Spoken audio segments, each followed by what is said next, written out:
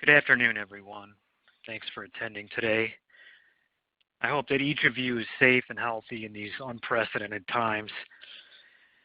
There have been many changes in the area of employee benefits in the last 2 months.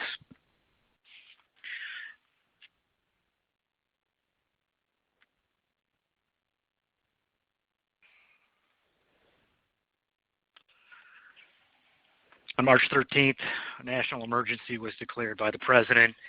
In the following 2-month period, 2 significant pieces of legislation were passed into law. The Families First Coronavirus Response Act, or EFCRA, and the Coronavirus Aid, Relief, and Economic Security Act, or the CARES Act. EFCRA was effective March 18th, the day of its passage. The CARES Act, effective April 1st.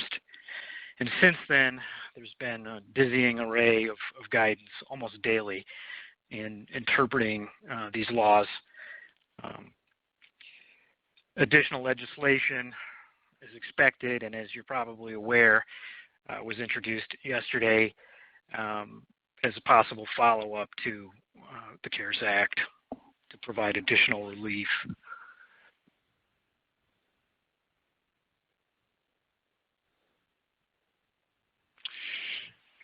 The basic topics today will be health and welfare benefits, retirement plans.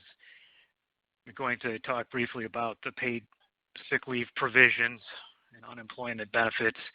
These are not typically what I would consider to be employee benefits, but or at least unemployment benefits, but certainly a relevant part of the discussion in these times. And then the Paycheck Protection Program, of course. So one of the primary changes to group health plans is the requirement for cost-free testing. Health plans, group health plans, and an insurance company are mandated to provide testing at this point without cost sharing. There can't be a requirement for prior authorization. There can't be medical management procedures. Testing has to be provided first dollar, so long as it results in, so long as it is for COVID-19 diagnosis. This includes grandfathered plans under the Affordable Care Act. Certain of these provisions do not, but this does, and so the Affordable Care Act that exempts plans before its passage in 2010, that exemption does not apply for these purposes.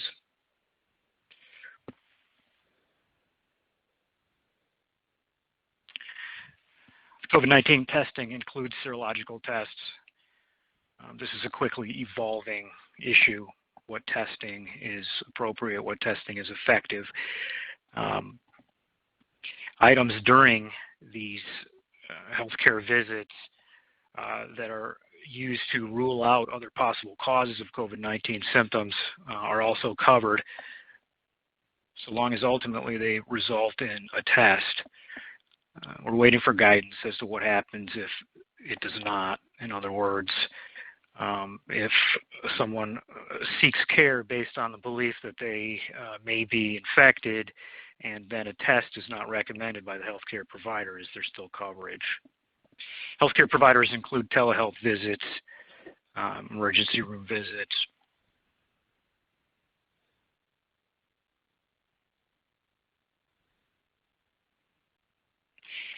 The CARES Act expanded this coverage and essentially provided that additional experimental testing would be covered, provided that group health plans have to reimburse providers at a negotiated rate or a published rate. And so this includes in and out of network providers, and there's a mandate that providers publish their rates. Finally, there's expedited coverage following a CDC recommendation. So if there's some new test rather than the general rule where it is available for coverage in the plan year following its approval, this is almost immediately covered. One of the issues is high deductible health plan coverage. The CARES Act expanded and provided a safe harbor for ADHP plans, indicating that they can cover services during telehealth visits. This applies this year. It's a temporary measure, and it can include coverage for other reasons, simply to lessen the stress on the healthcare system. There's a non-enforcement posture by the agencies, HHS, the DOL, in regard to changing plans mid-year to allow for telehealth and other coverage. What is telehealth? It's not explicitly defined. The Health Resources and Services Administration, which is a wing of HHS, has this definition. It's somewhat intuitive. It's being expanded, basically electronic information and technologies, including video conferencing.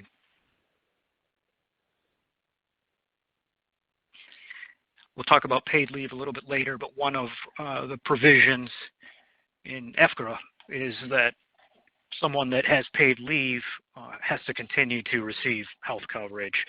And if it's modified in their absence, they are eligible for the same terms. Any changes have to apply. If they come back, if they elect not to be covered and they come back, they have to immediately be eligible.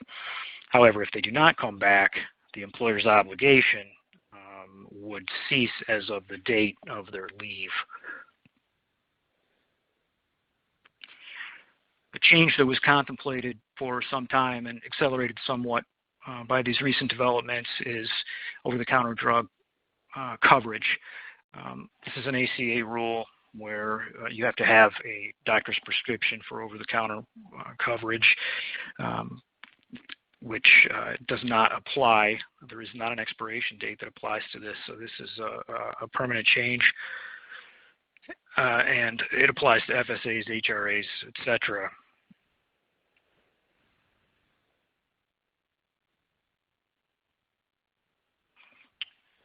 Early on in this pandemic, the IRS issued a notice that clarified the effect of mandated cost-free testing on high deductible health plans through IRS Notice 2020-15, basically clarifying that for qualification purposes for your related HSA, you're not going to have a situation where by providing first dollar coverage for testing under a high deductible health plan through the employer, you still have a qualified HSA.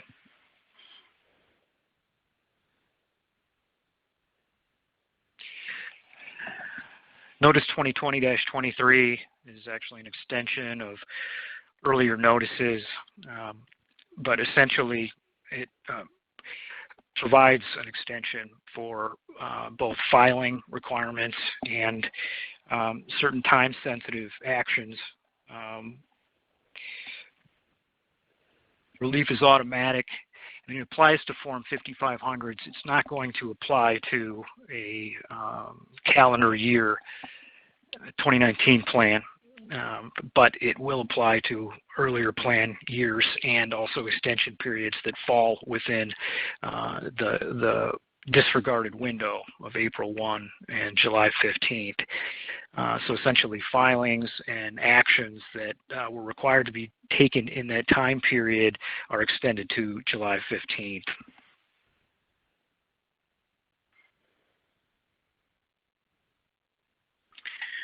The CARES Act has modified HIPAA privacy rule requirements, specifically applicable to the Alcohol and Drug Abuse Patient Records Act and in other ways.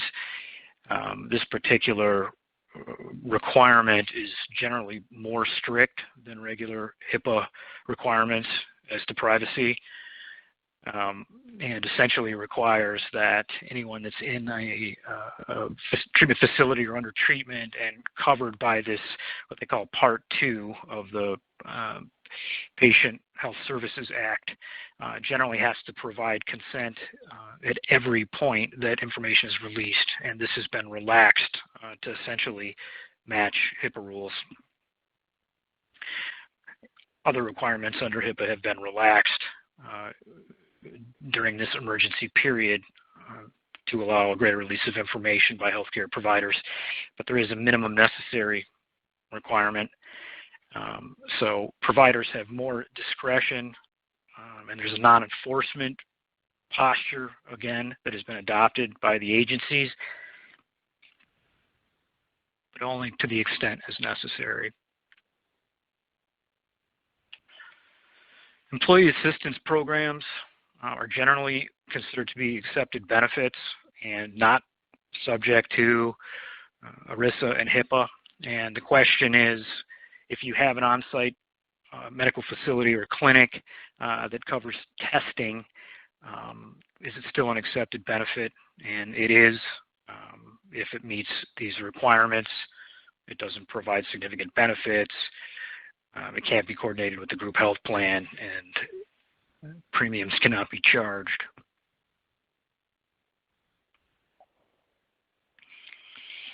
There's been a joint rule issued by the DOL and IRS.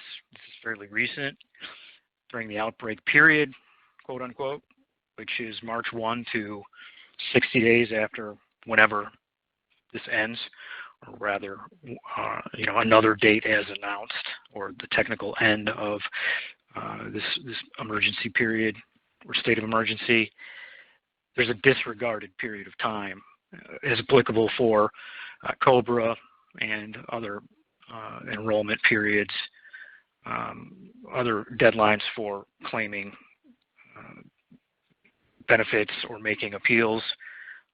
Some of them are listed here. Essentially, the joint rule is designed to give plan participants and beneficiaries more time and again, delayed or disregarded period to make claims. So this is an example.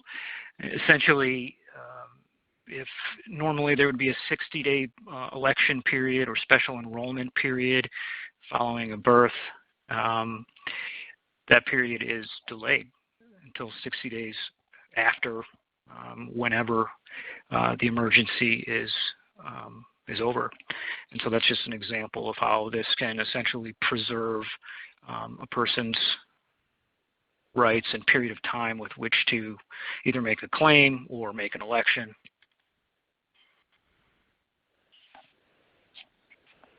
EPSLA Disaster Relief Notice. This was released similar in time to the joint rule, and it essentially deals with fiduciary obligations under ERISA and relaxes the time frame under which fiduciaries can act. So an example being, there are normally very strict rules relating to when employer contributions have to be made to a 401k plan. This has been strictly enforced in the past. This essentially says that as long as you abide by and as soon as reasonable practical requirement under the circumstances, you're not going to be deemed to have breached your fiduciary duties. This also relates to the obligation to provide 30-day notice for blackout periods and plan loan relief. And this is another instance in which Notice 2023 extends the filing deadline for certain requirements. The ability to use HSA monies is affected by the extension of your filing deadline for your taxes. So typically, HSA contributions for 2019 can be made before your date of tax return, and this extends that to July 15th.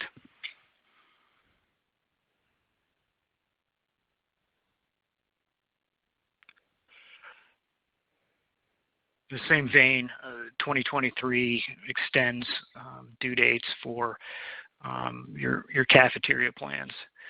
So normally you have to use your benefits by the end of the year, or you forfeit them. You have to cash out your vacation days. This is going to extend that period to July 15th, 2020.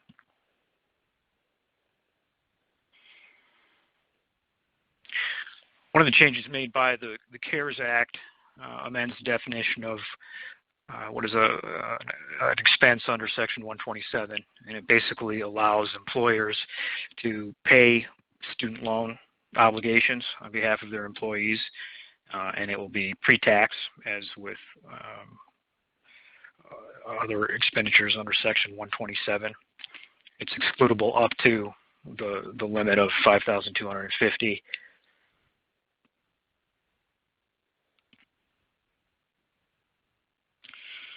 So I want to get into retirement plans. One of the significant changes for retirement plans is the coronavirus-related distribution. This has a couple of different applications, but one of them is you can take a distribution from your retirement plan and avoid the 10% penalty that would normally apply if you took the distribution before 59.5. It has to be taken this year, and it has to be made from an eligible retirement plan. It has to be made to someone that's been affected by COVID-19. So one thing to note here is that in terms of a financial effect, this does not apply to a spouse. And we'll talk a little bit about loans and why you would take a loan over a straight CRD distribution. But this is one of the reasons. If your spouse loses employment, you can take a loan, but you can't take a CRD distribution.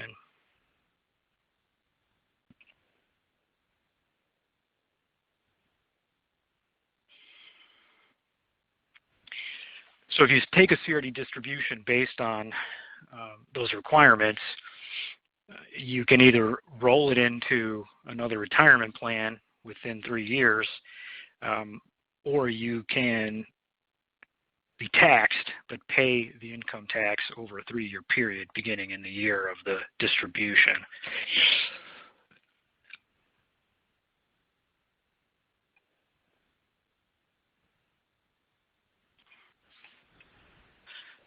Loan rules are relaxed in 2020. The adoption of these rules is optional. If you have a loan outstanding and you miss a payment, you're going to receive some benefit in 2020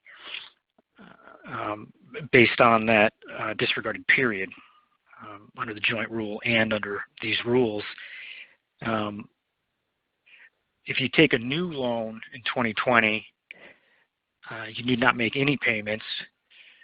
The most significant change, however, is the loan limit. Typically, it's limited to the lesser of 50% of your accrued benefit, or $50,000. That does take into account the outstanding balance on existing loans. So that has been significantly increased here. And again, there's no payment in 2020, and the payment schedule, typically the 5-year payment schedule, is then extended beginning in 2021.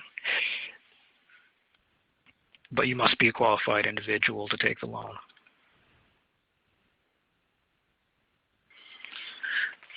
So they actually referred to loan rules that were applicable in 2005 relating to Hurricane Katrina. And so there's a notice 2005-92 that has a number of rules that are applicable here pending further guidance. So if you are terminated in 2020, it's likely that you can use the CRD treatment for what would otherwise be income on a defaulted loan. If you're not terminated, you likely will have to pay the 10% penalty under a deemed distribution and phantom income.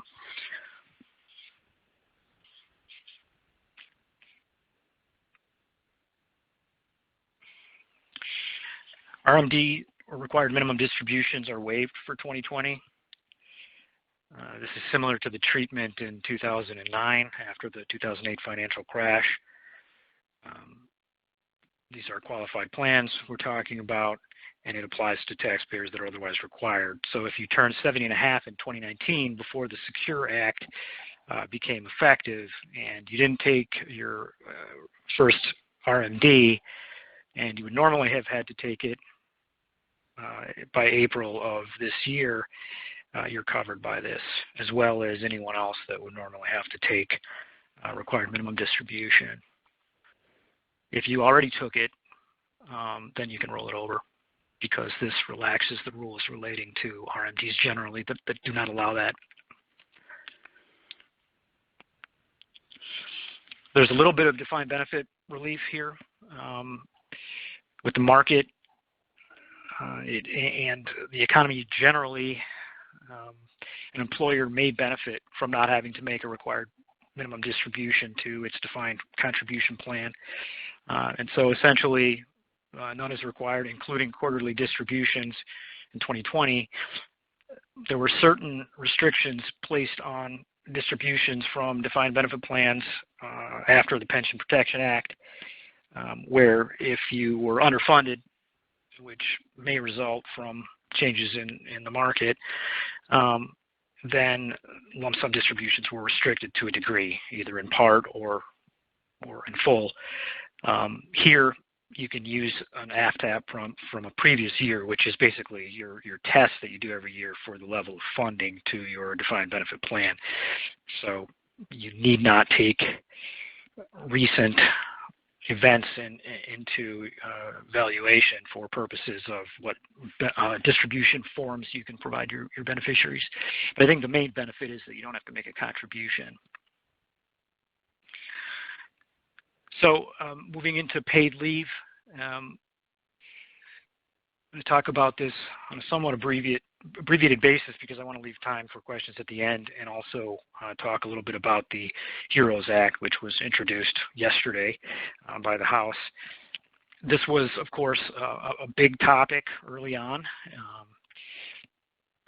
EFCRA established two separate provisions which allows for paid leave, Emergency Paid Sick Leave Act and the Emergency Family Medical Leave Expansion Act, which I simply call Emergency Family Medical Leave Act, or EFMLA.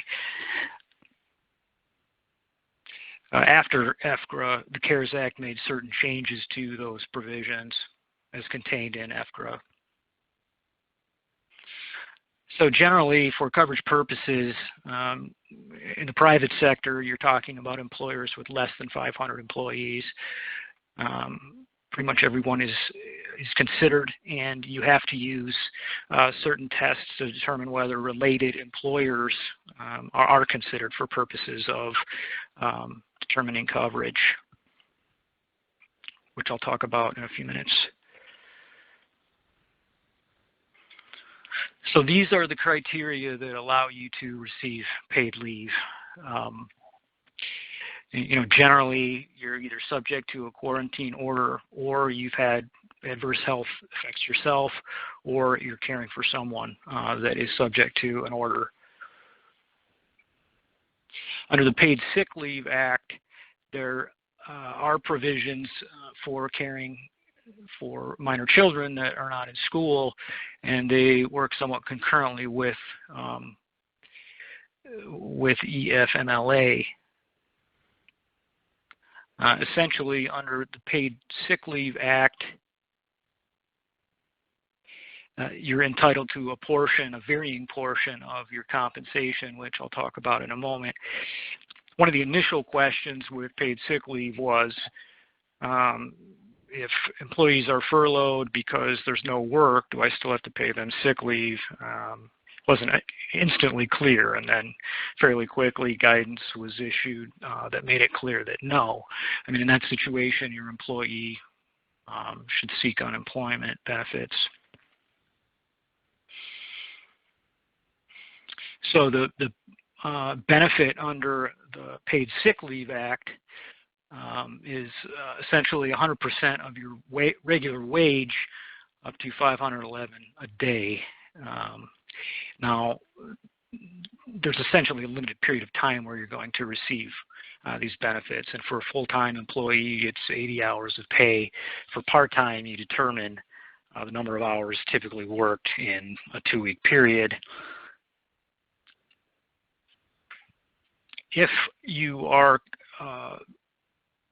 eligible for the paid leave based on caring for your child, then a separate wage limit applies.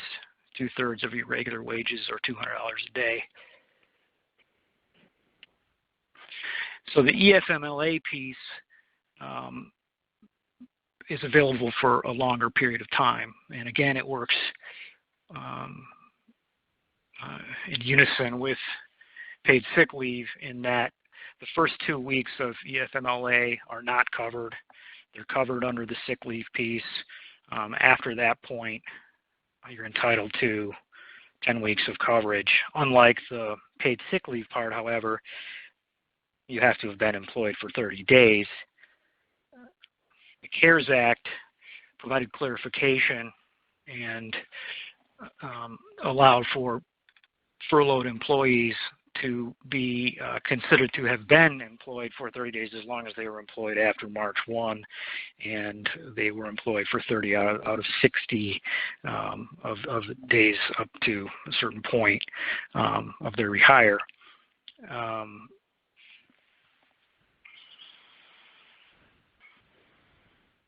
Again, this deals with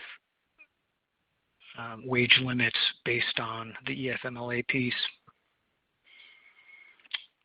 There is, as with the Family Medical Leave Act, there is a right to reinstatement, but it's limited if you're a small employer.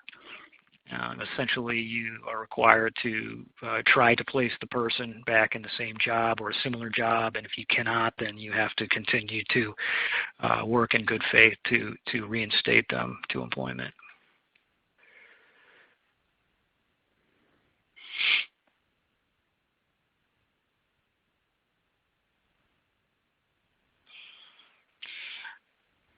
And we talked about these issues.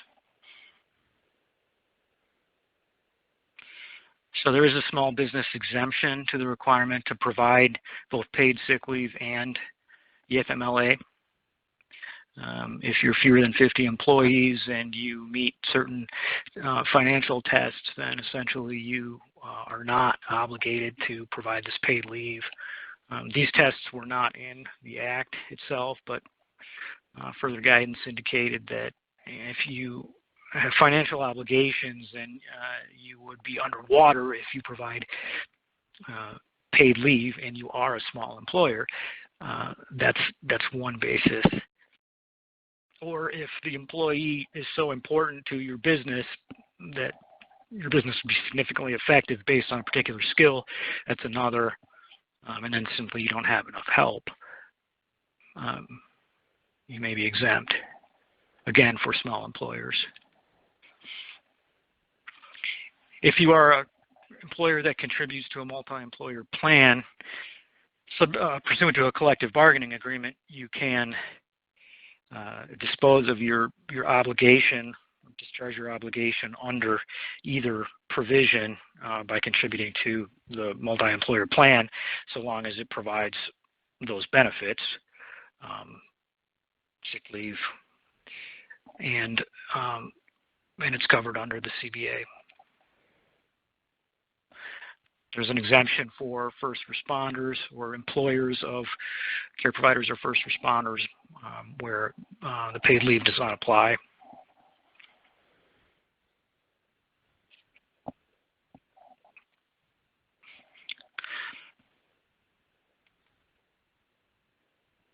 So the joint employer test and the integrated employer test do apply in determining the 500 employee count. So when you're looking at other related employers, you have to consider these tests. And essentially, if your corporation has an ownership interest in other businesses, then they're considered separate unless the joint employer test applies. The integrated employer test is applied as well on a separate basis. But if you have different divisions and different locations, you're going to be considered one employer for purposes of determining obligation for paid leave. This is the joint employer test, and so the ability of management to hire, fire, supervise, maintain employee records suggests that you have a joint employer relationship, which is going to require aggregation or allow aggregation. Similar test under the integrated employer test. I'm not going to talk too much about unemployment provisions. There's a provision that covers those that would normally not be entitled to unemployment compensation, such as the self-employed and part-time workers, workers without sufficient work history, gig workers, and it provides 39 weeks and basically shores up the benefit for those that would normally not be entitled to state benefits.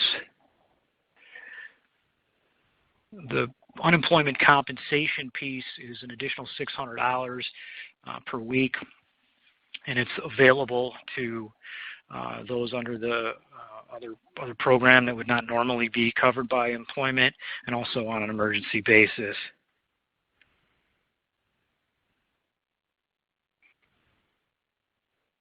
Michigan modified its unemployment provisions to essentially provide benefits to those that leave work for being sick or having symptoms relating to COVID-19, preventing a determination that there was a voluntary termination under the regular rules that would prevent eligibility for Michigan unemployment benefits.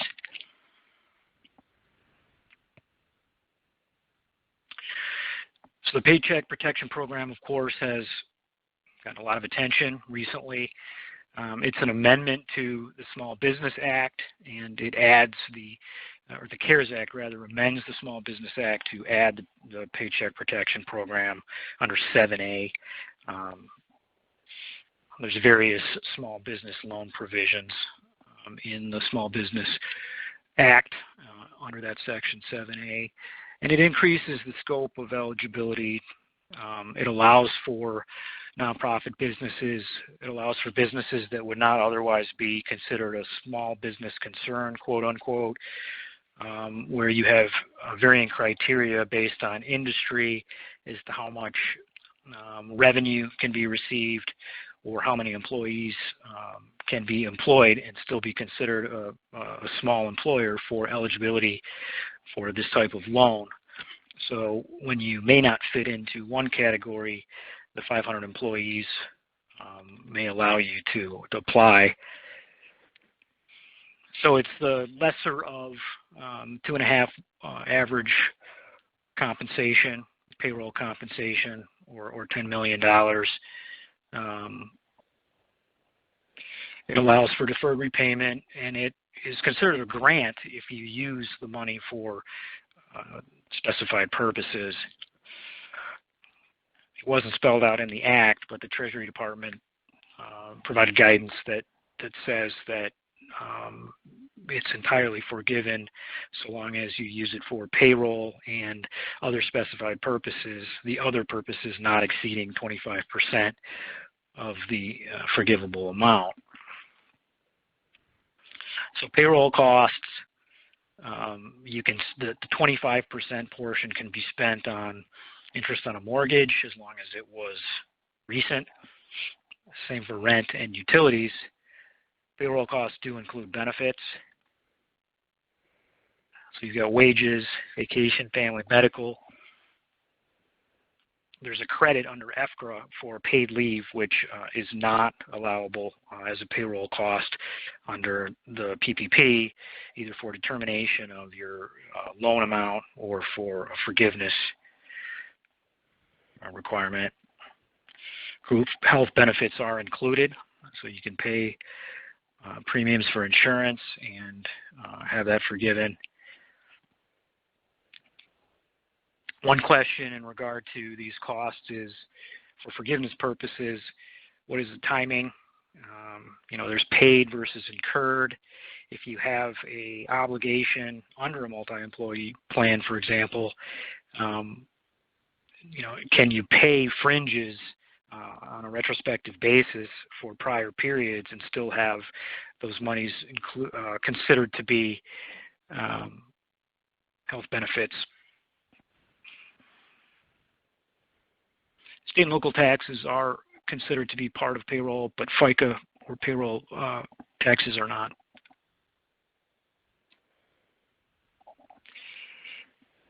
For qualification at June 30th, you're required to apply to your lender, and you're going to have to document what you spent the PPP monies on.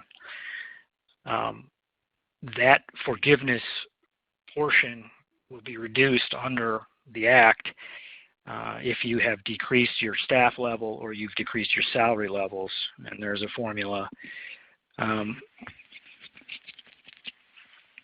There's a cure period where you essentially can restaff your business by June 30th, and your forgiveness portion will be restored, assuming that you have spent enough of the PPP money for the required purposes. So this talks a little bit about the loan forgiveness formula. In terms of the reduction in staff, you have the choice of whether to use the beginning of 2019 or the similar period in 2020 for the denominator, and you multiply your loan amount by a fraction, the numerator of which is how many staff you have at June 30, and the denominator of which is how many staff members you had in either of these periods. And so that has to be determined by the applicant, which is more beneficial.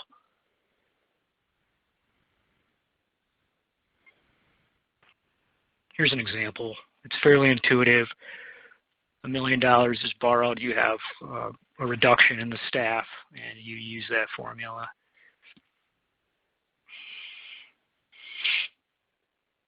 This is the cure period.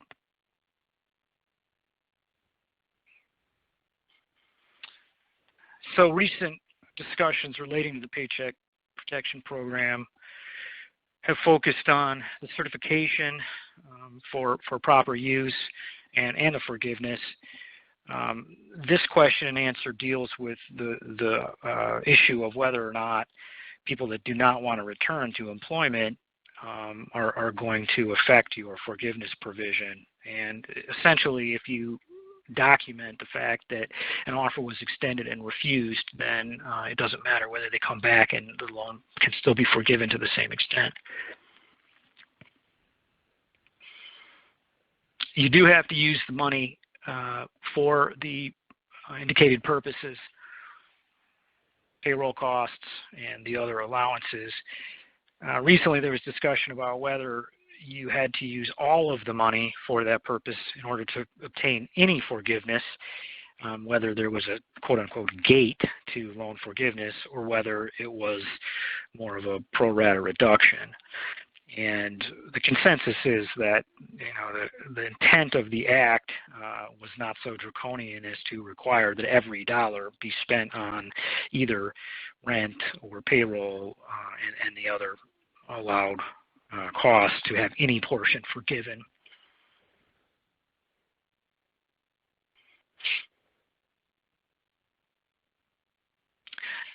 But it must be kept in mind that there is a certification requirement relating to both use of the money and other factors in terms of eligibility, and the authorities do have the ability to review these things and question them. And there is an acknowledgement on the application that you may be subject to fraud charges if you are not honest. So there's affiliation requirements associated with these rules. For the under 500 employee test, you have to consider related entities. There were some developments in the guidance. The Act basically referred to certain regulations under the SBA, which were fairly broad. Then there was clarification that said that it was a narrower set of circumstances, and then finally there was an FAQ that essentially narrowed it down to 4 criteria, one of them which is not here, and that is stock options or an agreement to merge.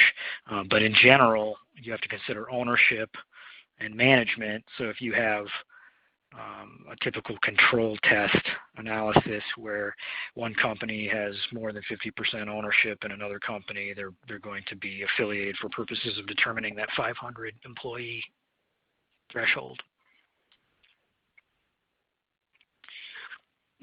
This goes back to the certification. It's more recent guidance. Essentially, there was a safe harbor for return of the money if you had doubts about whether or not you were truly entitled to the loan and could meet the test. Current economic uncertainty makes this loan request necessary to support ongoing operations, and you had until today to return the money. So that's here. These FAQs for the Paycheck Protection Program are being constantly updated.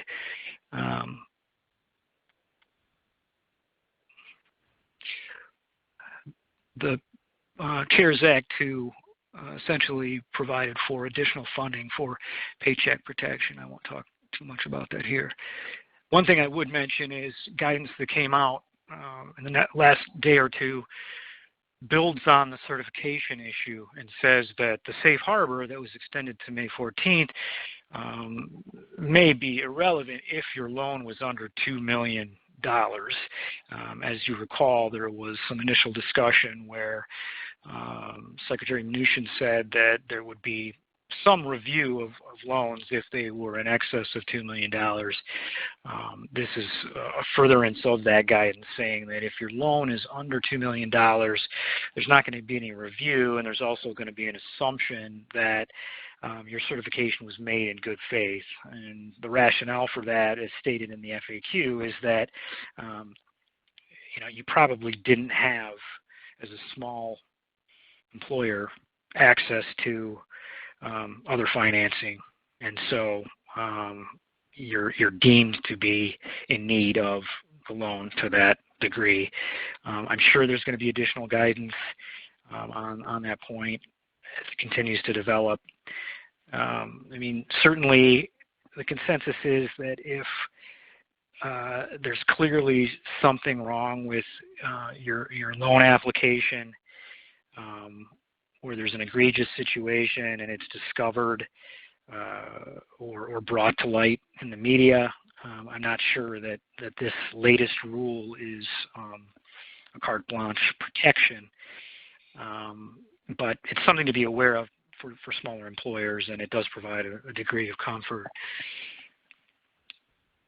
When I submitted these slides, we knew that there was going to be another piece of legislation, and it turns out that yesterday, of course, the House has put together or released information relating to the HEROES Act, Health and Economic Recovery Omnibus Emergency Solutions Act. And essentially this is the next step. Who knows whether it's going to become law. Certainly there's a lot of doubt. It's been referred to as a wish list on behalf of the Democratic House, but it includes things like support for municipalities, significant additional aid to first responders and otherwise, pension remedies, student loan provisions, and it seems to carve back some of the provisions like the NOL provisions that were allowed earlier for tax purposes and considered to be too favorable. It's a really interesting situation, of course. Pelosi, Schumer, and Mitch McConnell, and there's a fight brewing, and this is meant to be Rooseveltian, as Pelosi and Schumer put it go big. And so it'll be really interesting to see how this develops and what happens to these various provisions. And so there's certainly more to come there. Thank you for attending. If there's any questions, I'm happy to take them now. I hope there's time. We did get a late start, but if not, thanks, and I hope everyone stays safe.